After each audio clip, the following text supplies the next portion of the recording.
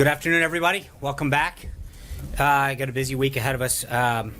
Before I get started, I want to just give you a quick update on something. I know in the past there's been several questions about the president donating his salary to charity. I've got got an update for you on that.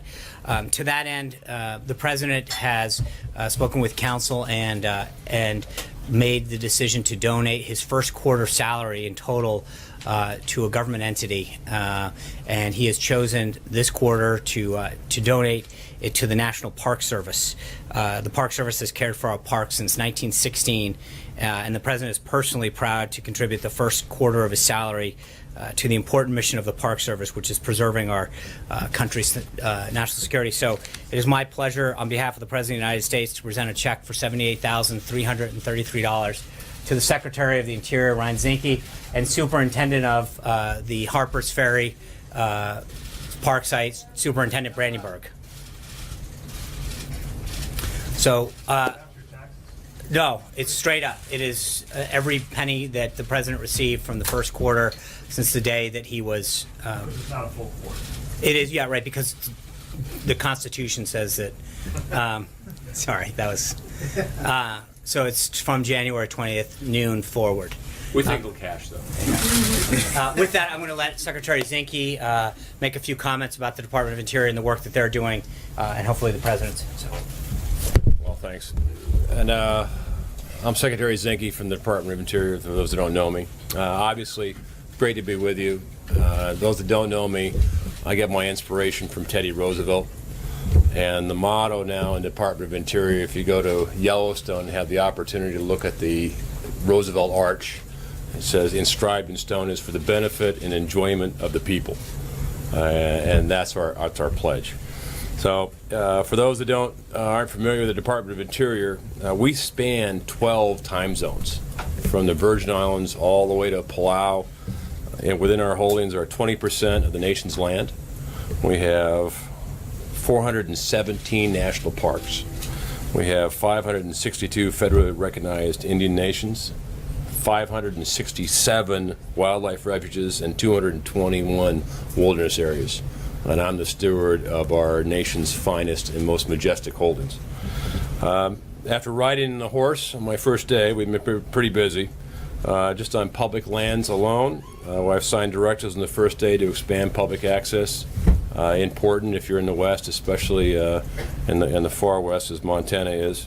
We made sure we increased opportunities for traditional hunting, fishing, and conservation efforts, and we've invested millions across 12 states on preserving our conservation efforts there.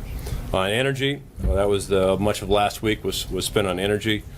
We held one of our most successful leases, 122,000 acres for wind development on federal lands off Kitty Hawk, North Carolina. We also stopped the war on coal by continuing the coal leasing program. And I established an oversight committee to review and analyze across the board rents, royalties on our federal lands, with the objective of, number one, being transparent, number two, being Reagan, trust but verify, and number three, making sure the taxpayers that own the public lands are getting fair value. On the management side, we have unfortunately uncovered a lot of internal controls that weren't there. There's been in the news several incidences of sexual harassment and a culture of discrimination. And you can hear it from me. I put policies forth: zero tolerance for sexual harassment or discrimination. We have 70,000 full-time employees, and each employee deserves the right to enter a workplace that's innovative, teamwork, but free from harassment. On the brighter side, we will pilot the first ever dog-friendly Department of Interior. Puppy Day is coming up, so we've established that. And people ask, why are you doing that? Well, some of it is we compete on millennials. So we're trying to develop ourselves as a friendly department that's going to work with people. We're going to be an advocate for collaboration, and in doing that, we're going to start with being dog friendly. And also, we've taken to Twitter. As you know, this administration is Twitter friendly, so am I at Secretary Zinke. And finally, as a veteran myself, I tell you, I am thrilled at the President's decision to donate the check he did today. I did talk to the President last night, and he has decided, as you know, donate his entire quarter salary, and we're going to dedicate it and put it against the infrastructure on our nation's battlefields. We're about $100 or $229 million behind in deferred maintenance on our battlefields alone, and that's on our 25 national battlefields, and we're excited about that opportunity. So thank you very much for the opportunity to be with you, and thank you for American people to trust the stewardship of our nation's greatest holdings with us. So I'd like to thank our superintendent, Brandyburg, for being here. He's Harper's Ferry. If you haven't been out there, please do. With that, I'll turn it back to Sean. I will take questions. How's that war on coal thing working there? You're saying that you're going to open it up because of war on coal. Isn't that kind of contrary to what Teddy Roosevelt wanted in preserving the land? Well, there's no doubt three things. One is environmentally, it's better to produce energy here under reasonable regulation than watch it get produced overseas with none. Secondly, jobs matter. There's a social cost of not having a job. In some of our communities, coal, mining, forestry are the only job. And you can take it from the Crow Nation in Montana, which I'm familiar with, like Chairman O'Coyote, the chairman, once said, is it a war on coal is a war on the Crow Nation, and coal jobs are the only jobs. And lastly, national security. It is, from a SEAL perspective, it is better to make sure we're not held hostage on our energy needs in this country. And like you, I don't want my kids, sons and daughters, to have to fight for war over energy resources we have here. So national security is critical in our energy picture. And look, the world is safer when America is stronger. And America is stronger is not being dependent on foreign sources for energy. We can do it here right, and we will. I'm the steward, and certainly we're not going to sell or transfer public land. And I don't pick winners and losers. So coal isn't getting any more of a better deal than anything else. We'll let the market play, but I want to make sure that what we do is cost effective and it produces reliable, abundant, and affordable energy. But I think to the point, are you going to return the land to its original pristine Yeah, value? I'm when a you're Boy selling Scout. I'm a Boy Scout. So I was taught long ago that when you leave a campground, you leave it in the same or better condition you found it. And that's why we're looking at royalties and make sure we have a reclamation program that makes sense. All of us want clean air, clean water, and I'm concerned, as well as you are, to make sure what we're doing is in the best interest of the public in perpetuity. So last question, ma'am. Have you thought about redesignating the Gold Butte Monument in Nevada? We are looking at everything across the board. When I came in, there was a lot of talk about different monuments in different places, and I've talked to the senators. And so everything's on the board, looking at it. No monument in specific, but looking at the process, look at the law, making sure that the monuments follow the law on there. And at the end of the day, it's important that we operate collaboratively. If you're outside of Washington, D.C., there's a lot of anger out there. And I want the Department of Interior, our rangers and land managers, to be first viewed as rangers and land managers, not law enforcement. I don't want to be us to be heavy-handed, and I want us to work with local communities because that's where we're embedded. Our rangers, they have children, they play soccer, they coach, they do all those things. I want to make sure the Department of Interior is the department that works with local communities, works with the states, and we want to be the YEP team. That means be an advocate rather than an adversary. Thank you, guys. Thanks, sir. Thanks, sir. We'll come back. Okay. I know it's already been a full first day back, but I want to run down a couple of quick things that happened over the weekend. We're fortunate to be championing many great causes during the month of April that are near and dear to the White House. We released several proclamations on Friday that are all available at whitehouse.gov. This morning, specifically, the President proclaimed April 2nd through the 8th as National Crime Victims' Rights Week. On Saturday, the President declared a major disaster in the state of California as a result of severe winter storm flooding and mudslides in February. Federal assistance will be supplementing recovery efforts in the area moving forward.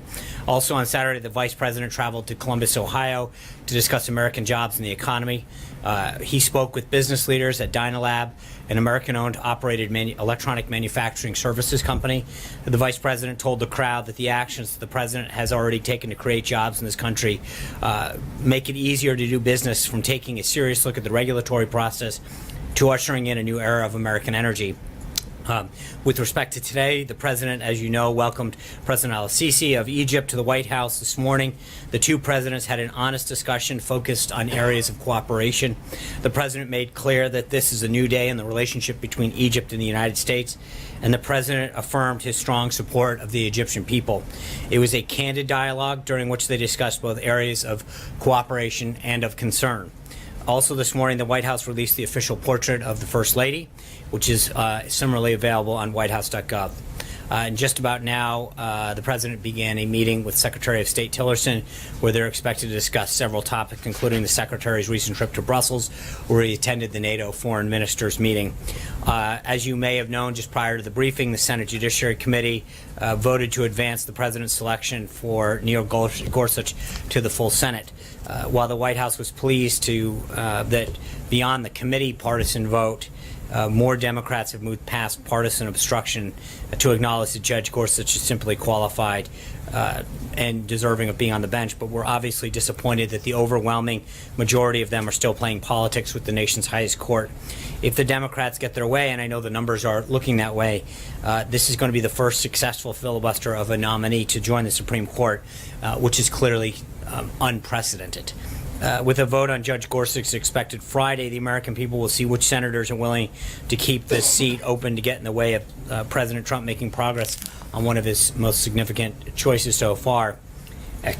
Also today opens the application process for this year's H-1B visas.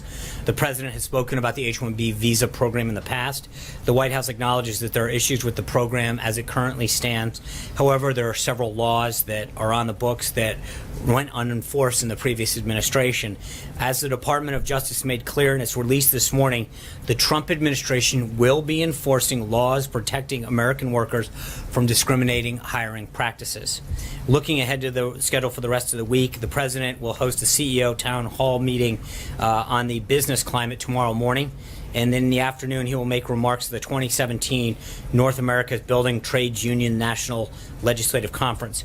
On Wednesday, as I mentioned last week, he will host His Majesty Kim Abdullah II of Jordan. And on Thursday, after welcoming participants of the Wounded Warrior Project Soldier Ride, the President will depart for a visit with President Xi of China to Mar-a-Lago. The President has been briefed on the devastating flooding that has killed several hundred people in Colombia, and we are working closely with the governments of both Colombia and Peru to support efforts to address the extensive losses and damage caused by this natural disaster. The President has also been briefed on today's attack at the St. Petersburg metro. The United States condemns this reprehensible attack and act of violence. Our thoughts and prayers are with the injured and with the Russian people as we extend our deepest condolences to the loved ones who have been killed and injured. Attacks like these on ordinary citizens just going about their lives remind us that the world must work as one to combat violence in all forms. The United States is prepared to offer assistance to Russia that it may require in investigating this crime. And with that, I'd be glad to take your questions. Cecilia. Thanks. A couple questions on the same topic. Jared Kushner's trip to Iraq today. Why is he there and not the Secretary of State today? What's the message that the President is sending by having Jared Kushner be the one to take this trip?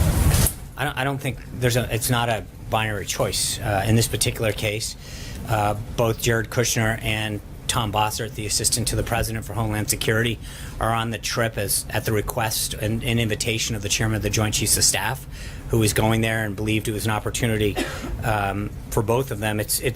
ironically, the first trip for both Mr. Kushner and Mr. Bossert.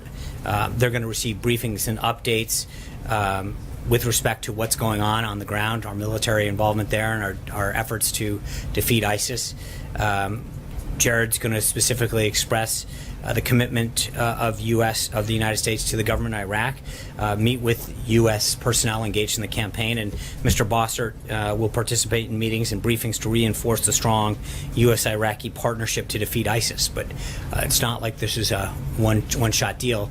In the course of conversation and extensive meetings, that invitation was extended, and they took it up. His portfolio is jam-packed and has grown in recent weeks.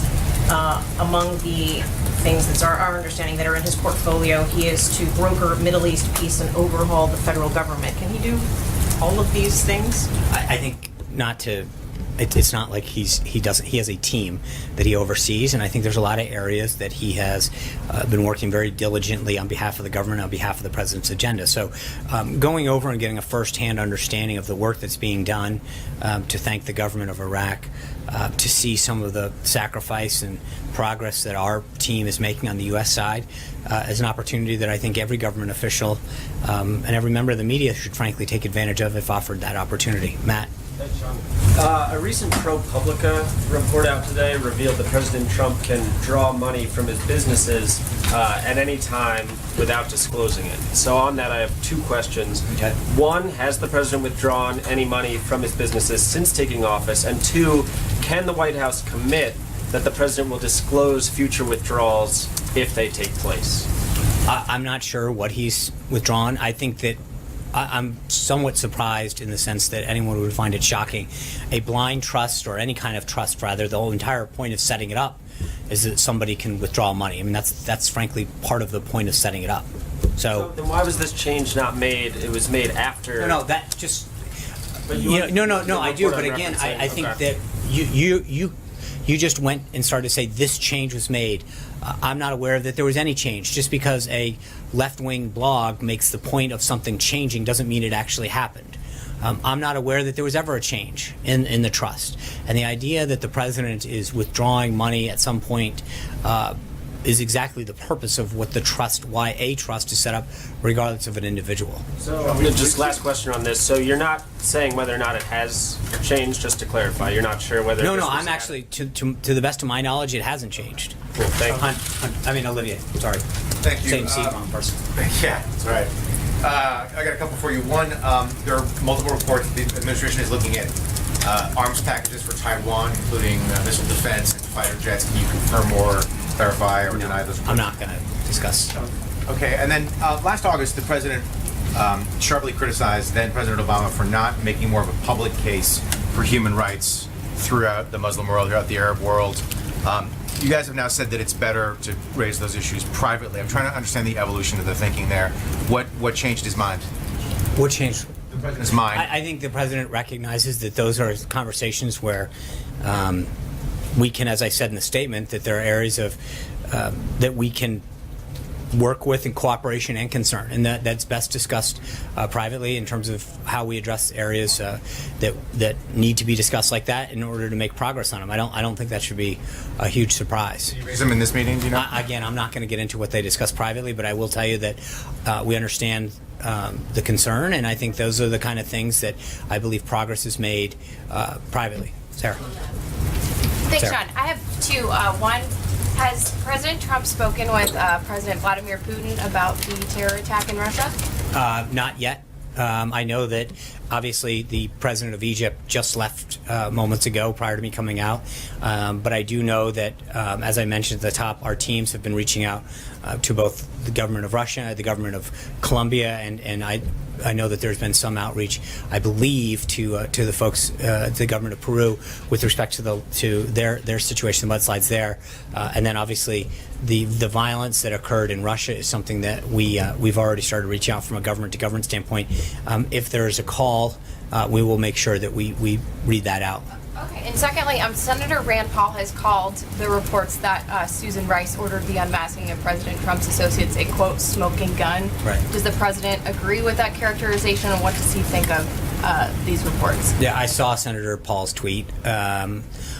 Look, I think I want to make sure I'm clear, I'm consistent. I think we've been trying to say that from the get-go that there's been an ongoing investigation that we have supported looking into this matter. I will say that we have continued to say that I think there is a troubling direction that some of this is going in, but we're going to let this review and go on before we jump to it. But I think that it is interesting the level of or the lack of interest that I've seen in these developments when it goes in one direction versus where I think it was going, where other amounts of interest that have come from this room and beyond. I'm somewhat surprised in terms of the level of interest that I've seen from the press corps at one set of developments versus another set of developments. That being said, I'm not going to start getting into a further discussion of that. Blake. Sean, thanks. Let me pick up here a couple questions, but I'll start here. Does the White House believe Susan Rice may have done anything illegal? I think I'm not going to appreciate the effort there. I'm not going to start going down that road. As we've said before, if we go down one road, we need to go down them all. And I think at this point, we have supported this review that we've asked for. But I do think that when you see the developments that we've seen in terms of the public on the record comments that Dr. Farkas, Evelyn Farkas, who is the Deputy Assistant Secretary for Defense for Russian Affairs, said very publicly that this was part of an attempt of the Obama administration to spread classified information. Then you see the developments that have happened today. I'll just say that, as again, I'm somewhat more from a media standpoint, somewhat intrigued by the lack of interest that we've seen in some of these public revelations and reporting that has gone in that direction that we've seen in some of the other directions that we've seen. That being said, I'm not going to get into. And let me ask you, as it relates to Neil Gorsuch. Yeah. Is the White House comfortable with the nuclear option potentially being invoked? The president said several weeks ago that this was something that he would support. We're comfortable in the sense that obviously that decision is up to Leader McConnell to make, how he wants the Senate to deal with this. I think the majority leader's comments are very clear in the direction that he's headed in. But I think we have entered a whole new league if this goes forward in terms of Democrats really going and saying it's one thing to vote against a nominee. We've seen that in the past, and I understand that. But we've now gone from the devolution of agreeing that there are certain people that a president has the right as long as they're qualified, right? We've seen that in the past. John Roberts, I think, got 78 votes. But when you see that go in one direction versus now that there's literally going to be the first filibuster in modern times on a qualified judge that's going to end up going on the court, we have really come a long way. And I think Democrats are setting a very dangerous precedent when it comes to how they want to do this, because this isn't about voting against somebody or having an issue with them. It is literally trying to stop using the filibuster for something that it was never intended for, nor has it ever really been the principle that we would vote down somebody who is qualified. Trey. What is President Trump doing behind the scenes to make sure that his pick for the Supreme Court, Judge Neil Gorsuch, ultimately is confirmed by the Senate? And what message does he have for Democrats on Capitol Hill who have said they're going to filibuster? Well, I mean, if you look at, I think it's 4 Democrats that are now saying that they're going to vote against the filibuster. I think we feel good about that level of support. We've, I think, done a very good job of making sure that we have the Republican majority support that we need to pass it. It is now an internal question for senators to determine how they want to do it. But make no mistake, and I believe Leader McConnell, when he says on Friday, Judge Gorsuch will be voted as the next Supreme Court justice. Take me through what Friday looks like for the president. Obviously a major meeting with the president of China, but his eyes are going to be here on Washington. Is he going to be making phone calls Thursday night trying to gauge the I think situation? he's going to be, we look forward to heading down to Florida Thursday to engage in some bilateral and bilateral plus meetings with the president and his team from China. Obviously that will continue into Friday morning, but we'll see how Friday evolves. But I don't think there's any question right now, according to Leader McConnell and others, that we're going to have an Associate Justice of the Supreme Court ready to go. It's a question of how it happens. Zeke? Just a couple questions about the check presentation earlier in the briefing. You mentioned that he was decided to give the money to the Park Service at the advice of counsel. Is there an issue with him making a donation to a nonprofit? I think there was just that when given the options He decided that there was a list of government entities that can accept donations. Ironically, it's not as easy to give money to the government as you would think, and aside from the IRS, and then I don't think you're giving. But my point is that he looked through a variety, and for this quarter, he chose the National Park Service.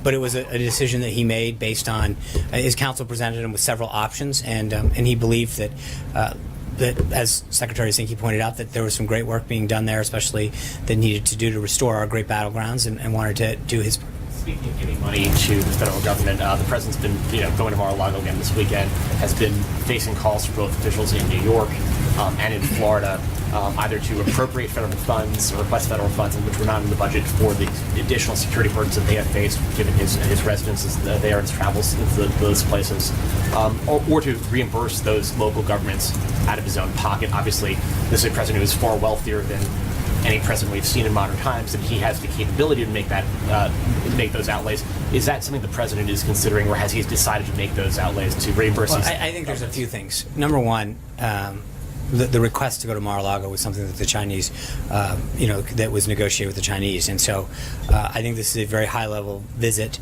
that really has a huge impact on our both economic and national security. So, secondly, the president has an opportunity. As all presidents, President Bush traveled to Crawford, the President Obama went to Hawaii often. I mean, this is not something that you can control. There is a security aspect that the Secret Service determines when the president and the family travels. That's not dictated by the President of the United States. And third is, I would know, ironically, this is a day that the president just donated a significant amount of money of his salary back to the federal government.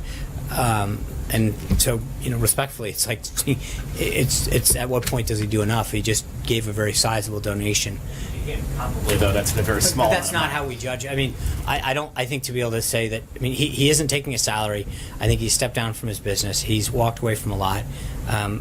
I think I think at some point he's done quite a bit in terms of making a donation to the government. John. Sean, back on Susan Rice, if I could. The fact that it's allegedly the former national security advisor who requested the unmasking when it came to the incidental collection of people who were associated with the Trump campaign and the Trump transition puts that now squarely in the White House.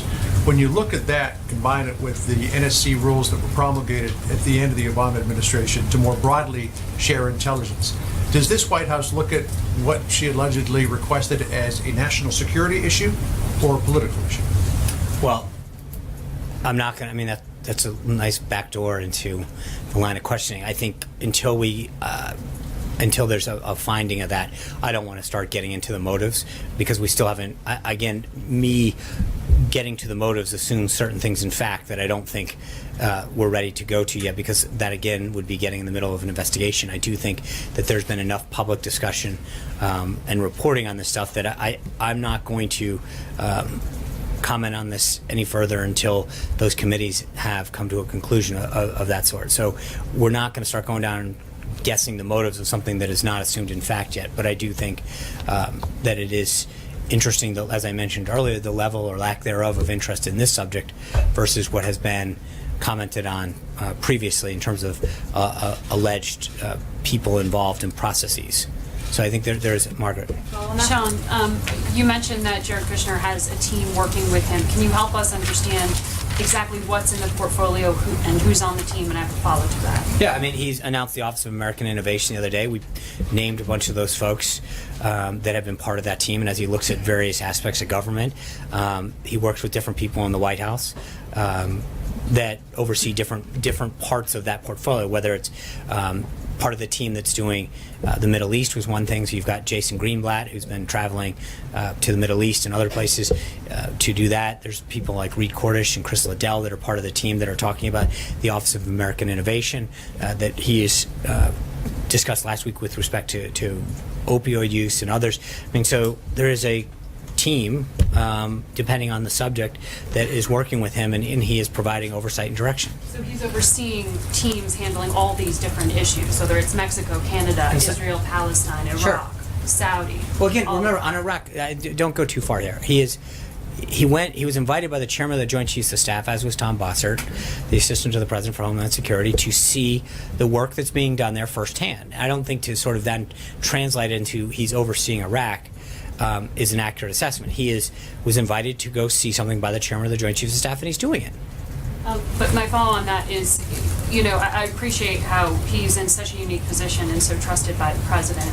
But there are people who could look at the situation and say, the White House isn't meant to be run as a family business. There are institutions with experienced diplomats who have years of decades of linguistic and experience on the ground. But, Why with respect to what? With whatever these issues are, the foreign policy issues in particular that you Can you laid just out. be clear, though, because you just said with years of linguistic experience, so what situation are you specifically referring to? Well, it's partly why I was asking exactly what's in the portfolio, because it's our understanding that Mr. Kushner is involved with Mexico, that he's involved with Saudi Arabia, that he's involved with Canada, that he's involved with a number of different issues, China in particular. I think that there has been, as he has made clear, initially during the transition, he played a very key role in helping facilitate a lot of those. But now that the State Department's up and running, he has started to push a lot of those. But there's obviously people that are going to continue. Absolutely, but there's a lot of relationships that Jared's made over time with different leaders, Mexico being one of them you mentioned, that are going to continue to have conversations with him and help facilitate. That doesn't mean by any means that it's being done without coordination with the State Department. Quite in fact, the opposite. He's continued to work with them and to facilitate an outcome, but he brings a perspective to this and began doing that during the transition. But again, it's not a binary choice where he's doing this at the expense of somebody else. So he's a direct line to the president, whereas the other institutions are not. Okay, great. That's even better then. I think that's a win for our government. Shannon. On healthcare, has the president been reaching out, or anyone in the administration, to Democrats in Congress? Can you say specifically who? And does he still see the opportunity to work more closely with Democrats, given the difficulties with the House Freedom Caucus? I think the president has made clear that he intends to work with anyone who wants to help him get to the number of votes. He obviously had a very productive discussion this weekend with Senator Paul. I know the vice president's been actively engaged, as well as other members of the staff, with members of the House in particular, and they're going to continue to try to find a way forward. But there are some. I'm not going to expose every member that's had some of these. Some of them want to back channel this to offer solutions and constructive ways forward. But those conversations are happening at several levels within the White House to see if we can find a way forward to get the number of requisite votes. But the president continues to work hard. He's having these conversations. Members have reached out to him to make their suggestions known, and so that's. But we continue to feel optimistic in the sense that there's a lot of constructive ideas that are coming to the table to get us to a way forward on healthcare.